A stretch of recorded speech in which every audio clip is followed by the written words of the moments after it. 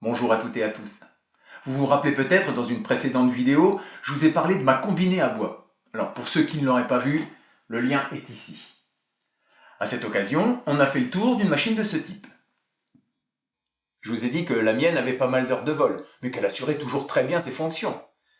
Malgré tout, nous avons décidé avec l'équipe de BLB Bois d'équiper l'atelier d'une machine plus actuelle, une Hammer C331. Et nous allons voir comment installer cette machine dans un atelier.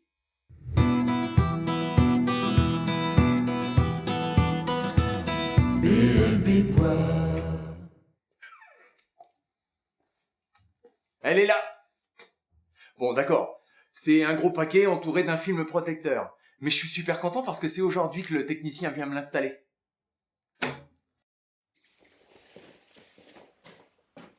Pour que la combinée ait le droit de sortir des ateliers de l'usine Felder en Autriche, il a fallu lire attentivement le document des conditions de livraison et d'installation, puis le retourner signé. Mis à part votre présence obligatoire lors de la livraison et du montage, voici quelques points importants avant l'arrivée de la machine. La livraison du matériel s'effectue par un transporteur équipé d'un camion de 19 tonnes, avec haillons. Donc, il faut de la place. Comme la machine pèse plus de 600 kg à elle toute seule, l'acheminement du matériel est réalisé par le biais d'un transpalette. Le transporteur ne réalisera pas cette prestation en cas d'accès délicat. Gravier, terre battue, dalles, etc. Si c'était le cas, tâchez d'avoir des planches sur lesquelles pourra rouler le transpalette et des bras pour pousser. L'atelier doit être propice à l'installation et à la réception de la machine. Éclairage, espace, environnement sec, dalles uniformes, etc. Les différents colis doivent être conservés au sec et demeurer clos jusqu'à l'intervention du technicien Felder et rester avec la machine. Je ne vous cache pas que j'ai eu un peu envie de la déballer. 2 points primordiaux à retenir sur les fluides nécessaires au fonctionnement de la combinée. En 1, une installation électrique avec une protection de 20 ampères et une alimentation avec une phase plus terre plus neutre en 2,5 mm². Attention, cette machine est livrée sans prise de raccordement électrique. Prévoyez une alimentation indépendante raccordée à votre réseau et à la machine avec une prise murale ou une boîte de dérivation. L'installation électrique doit être conforme et finalisée avant l'arrivée du technicien.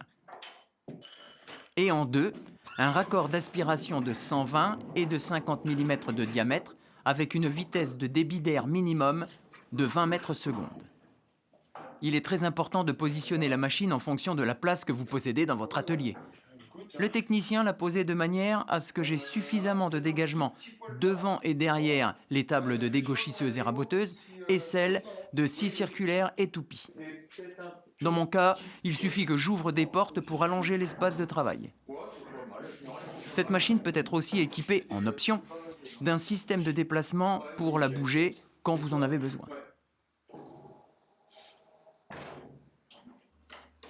Toutes les pièces de la machine ont fait l'objet de multiples contrôles qualité. Elles ont été vérifiées et validées chacune par plusieurs techniciens. Ces petites étiquettes en sont la preuve.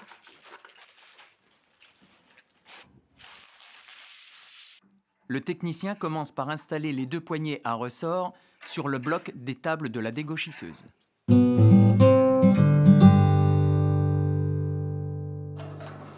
Dès que le bras est fixé à l'axe de rotation de la machine, on y relie le chariot qui est vissé à la table coulissante. Après l'ouverture des 2 tables de dégauchisseuse, le technicien vérifie le bon fonctionnement de la sécurité qui les empêche de retomber.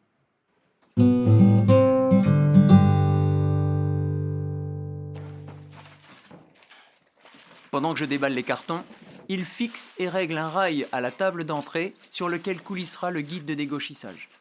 Ensuite, il y visse un carter articulé en plastique qui recouvrira l'arbre de la dégo rabot quand il ne fonctionne pas. Puis le technicien règle l'équerrage du guide avec la table d'entrée de la dégauchisseuse.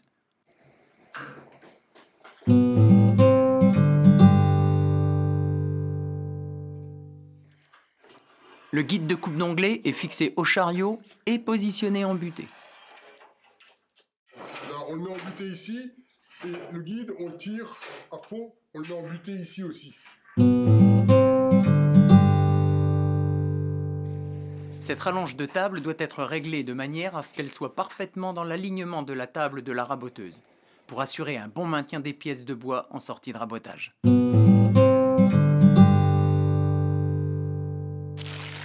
Super, encore des paquets à déballer. Là, c'est le presseur excentrique que le technicien fixe dans la rainure de la table coulissante. Il vérifie ensuite la planéité de la table coulissante avec la table de la scie circulaire et de la toupie. Cette opération de réglage demande beaucoup de temps et de la minutie. Le technicien agit alors sur la position de l'axe du bras du chariot.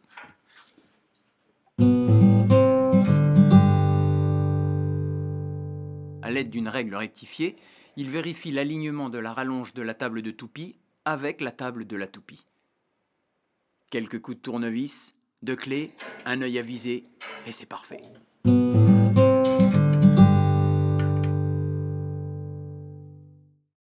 Passons à un réglage très minutieux, celui des tables de dégauchissage et de rabotage.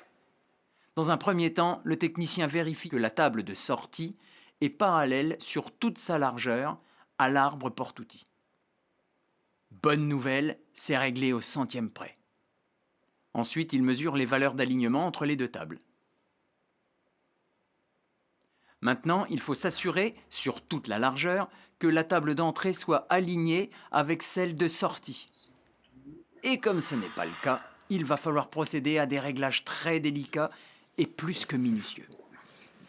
Après avoir dévissé et enlevé le carter de protection, le technicien va régler les défauts avec adresse et délicatesse.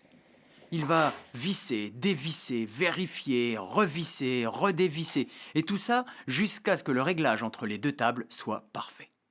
Reste à faire la même chose, mais en dessous, c'est-à-dire à s'assurer que la table de rabotage soit parfaitement parallèle à l'arbre de rabotage.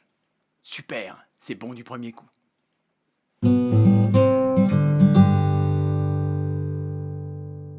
Attention, le technicien, exceptionnellement, et pour des raisons de vérification du premier réglage, n'a pas mis le capot de protection pour le réglage de l'équerrage du guide d'onglet.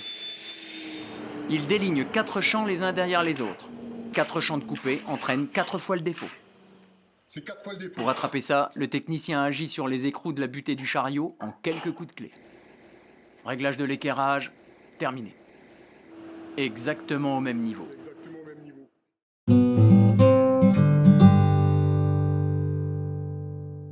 Vérifions maintenant l'équerrage de l'arbre de la toupie avec la table de la toupie. C'est muni d'un comparateur fixé à l'arbre que le technicien va vérifier l'équerrage en lui faisant faire tout un tour à 360 degrés.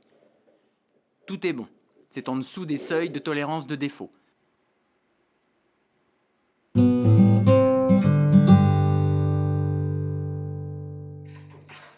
L'installation du réglage fin du guide, c'est son nom, ou appelé aussi réglage micrométrique, va permettre des ajustements très précis du guide parallèle pour les délignages.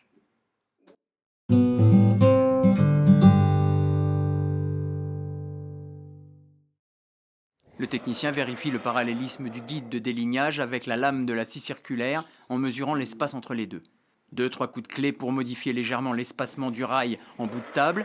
La vérification des mesures et un délignage d'un morceau de contreplaqué permettent un réglage parfait.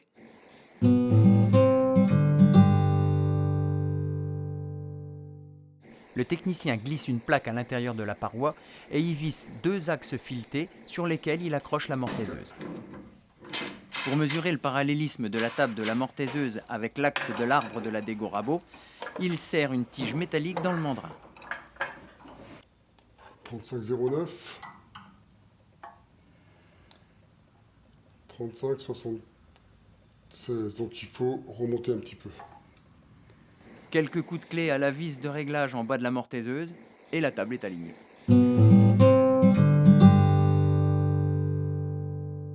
Pour un usinage continu à la toupie, rien de mieux que des barrettes de sécurité. Alors le technicien installe les fixations dans les guides d'entrée et de sortie de la toupie. Reste à vérifier si l'équerrage continu est aligné sur toute sa longueur. Si cela n'était pas le cas, il faudrait ajuster le réglage avec des rondelles très fines. Le technicien vérifie l'équerrage des guides avec la table de la toupie. Impeccable. Ensuite, après avoir constaté un léger défaut d'alignement des 2 guides entre eux, il rectifie l'écart en agissant sur les vis de réglage fixées à la coiffe de la toupie. Vous comprenez maintenant pourquoi j'étais si content qu'on vienne installer cette combinée à bois. Et vous savez quoi ? Je vais partager ma joie avec vous en vous préparant plein de vidéos. Il y a de quoi faire. Alors à bientôt.